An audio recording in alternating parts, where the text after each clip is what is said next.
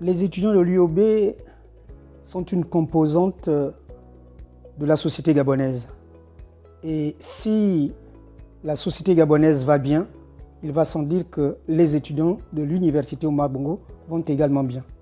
Mais si d'aventure les Gabonais ne vont pas bien, puisque ces étudiants font partie de la société, ces étudiants sont des fils et des filles dont les parents sont des Gabonais pour la majorité, il va sans dire que si les parents de ces étudiants ne vont pas bien, les étudiants ne vont pas bien non plus.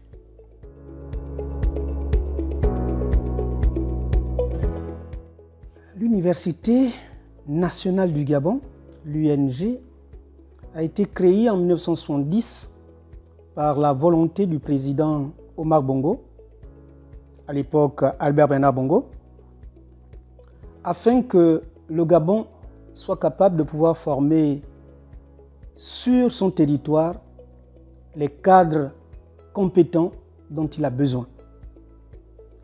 Et je puis vous dire que cette mission assignée à l'Université nationale du Gabon par le président Omar Bongo a été bien remplie, jusque, disons, dans les années 80. L'Université nationale du Gabon a rempli ses missions. Il y a eu des mutations à partir des années 80 où l'Université nationale a été démembrée.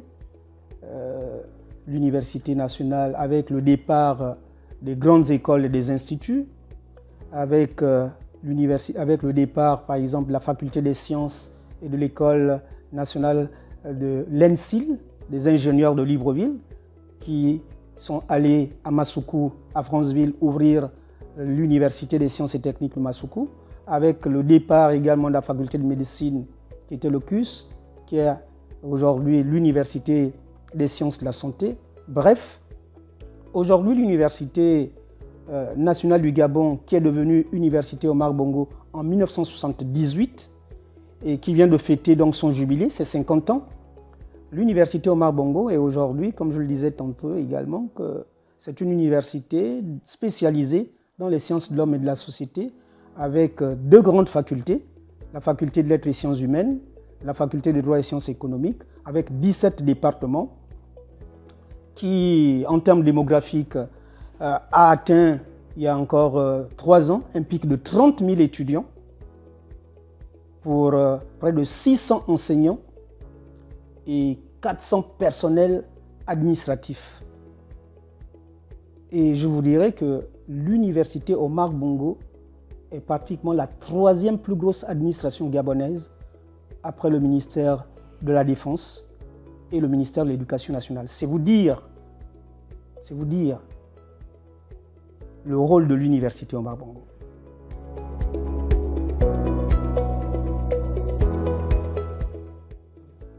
Il s'avère que, un petit peu à l'image de la société gabonaise, l'Université Omar Bongo a connu un cycle de crise qui fait en sorte que les effectifs étant en hausse, les infrastructures n'ont pas suivi. Nous nous sommes retrouvés donc avec une population énorme et avec des infrastructures non seulement obsolètes, mais qui n'ont pas suivi l'évolution démographique. Donc nous avons eu de grosses difficultés à ce niveau. Et il va sans dire effectivement que ces difficultés ont eu une répercussion également sur notre fonctionnement. D'où une série de crises, même si la notion de crise est également une notion du contexte académique et universitaire. Il n'y a pas d'université où il n'y a pas de grève. Or, on a tendance à croire que l'université Omar Bongo est une université où les gens ne passent qu'à faire des grèves. Là également, il faut balayer également cette idée selon laquelle à l'université, il n'y a que des grèves et que les gens n'apprennent pas. Si, nous avons connu effectivement Ça également, il faut le reconnaître. Des années académiques qui ont été perturbées et ont conduit à un dérèglement calendaire.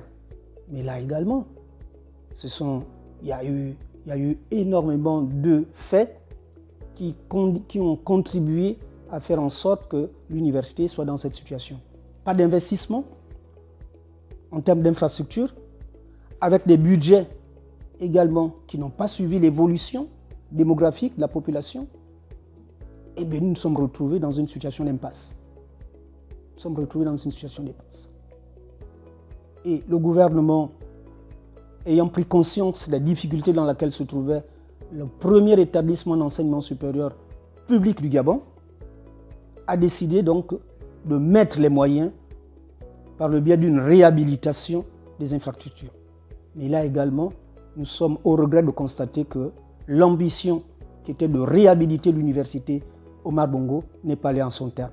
Et nous nous retrouvons toujours dans une situation où les infrastructures restent les mêmes, quelques bâtiments qui ont été réhabilités, mais là, avec des difficultés où l'université a fait l'objet d'une grosse insécurité parce que la barrière qui était le premier objet que nous avions demandé de sécurisation des infrastructures n'a pas été, et nous avons été victimes de pillages, d'actes de vandalisme qui remettent en cause pratiquement l'investissement que l'État vient de faire. Mais il n'en demeure, comme je le disais tantôt, que au niveau des professionnels que sont les enseignants, au niveau donc des concours que nos enseignants, auxquels nos enseignants participent, l'université Omar Bongo fait partie des pelotons de tête en Afrique francophone.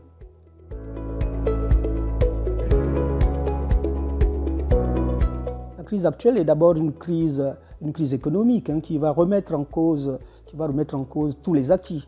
Je vous disais tantôt que le Gabon a énormément bénéficié de l'apport d'un certain nombre d'entreprises multinationales qui, au niveau du pôle économique Port-Gentil, Franceville, étaient de gros pourvoyeurs d'emplois.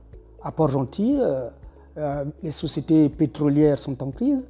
Nous avions également une grande entreprise dans le bois, qui était l'une des premières usines de contreplaqué, qui a également fermé. Et nous voyons que ces entreprises qui battent de l'aile ont une répercussion également en matière d'emploi. Et je vous disais tantôt qu'à un moment, on a considéré également que l'administration publique gabonaise était une administration hypertrophiée et qu'il fallait arrêter donc les recrutements. Donc ce blocage de recrutement fait en sorte également qu'en termes d'employabilité, nous nous retrouvons aujourd'hui avec des étudiants formés, avec des licences, avec des masters et même avec des doctorats qui ont du mal à s'intégrer dans le tissu économique gabonais. Les étudiants de l'UOB, plus que d'autres effectivement, sont confrontés à un problème d'employabilité.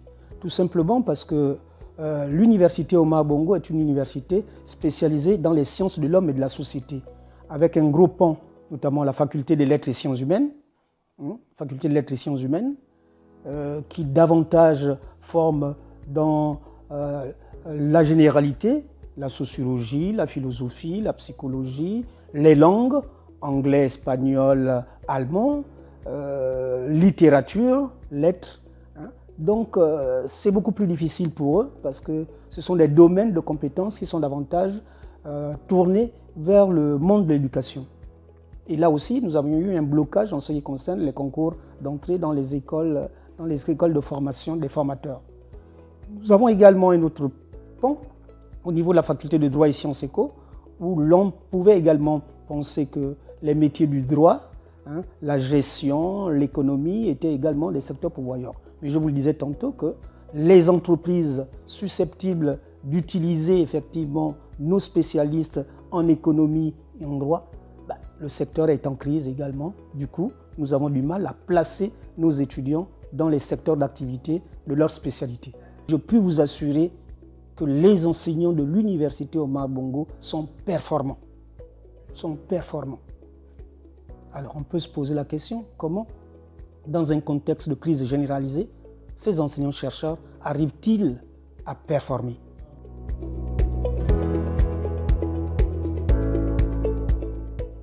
Elle réussit à maintenir le cap tout simplement parce que ce sont des professionnels qui ont la conscience du métier qu'ils exercent, former des hommes. Pour certains, c'est un sacerdoce.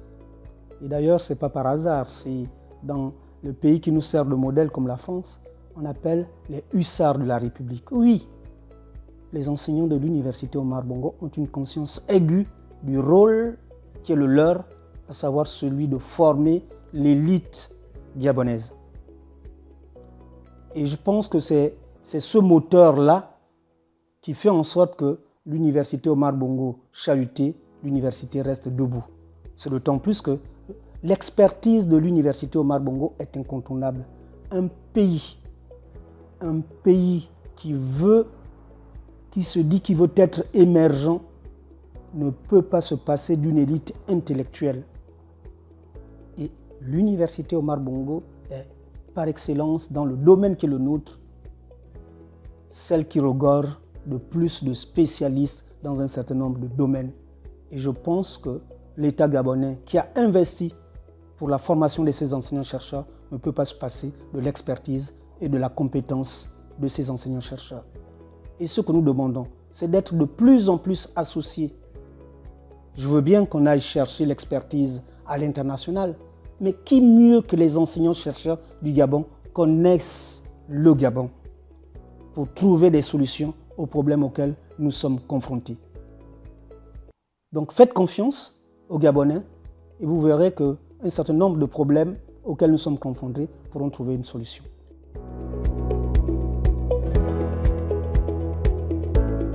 Le Gabon est un pays jeune et cette jeunesse ne demande qu'apprendre dans des conditions les meilleures. Nous entrons aujourd'hui dans un monde concurrentiel que l'on appelle mondialisation, globalisation, où nous allons être au quotidien confrontés à la concurrence internationale. Par conséquent, il nous faut former des jeunes avec les nouveaux outils de la communication, notamment en ce qui concerne tout ce qui est numérique, pour qu'ils soient également concurrentiels à l'international. C'est tout le monde veut le plus cher, à savoir faire en sorte que tous les établissements d'enseignement du Gabon, en partant du pré-primaire au primaire, secondaire jusqu'au supérieur, que nous ayons des établissements de qualité.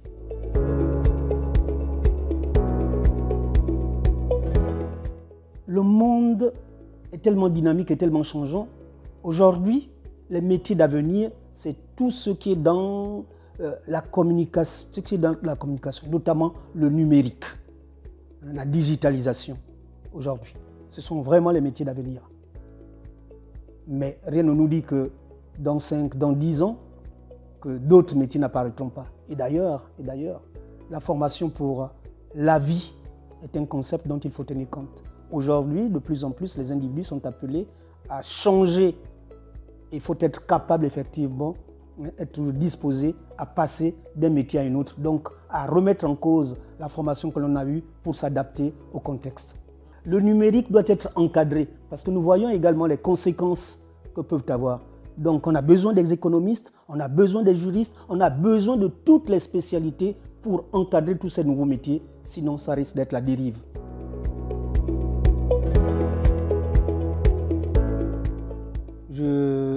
Je suis quelqu'un d'optimiste par nature et je sais que l'UOB renaîtra de ses cendres et que, advienne que pourra, quoi qu'il en soit, les enseignants de l'université Omar Bongo, comme je l'ai dit tantôt, qui sont des véritables professionnels, et le discours que je tiens depuis quelque temps pour dire aux étudiants qui viennent à l'UOB que vous avez fait le bon choix, je pense que ce sont tous ces facteurs positifs qui feront en sorte que l'UOB retrouvera la place qui est la sienne dans le concert de l'enseignement supérieur du Gabon.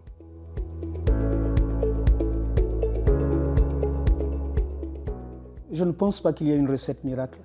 La recette miracle, c'est tout simplement l'espérance, l'espoir d'un avenir meilleur. Et que les plus hautes autorités prennent conscience qu'un pays se construit avec une élite. Et l'élite, c'est avant tout l'enseignement supérieur, c'est l'université.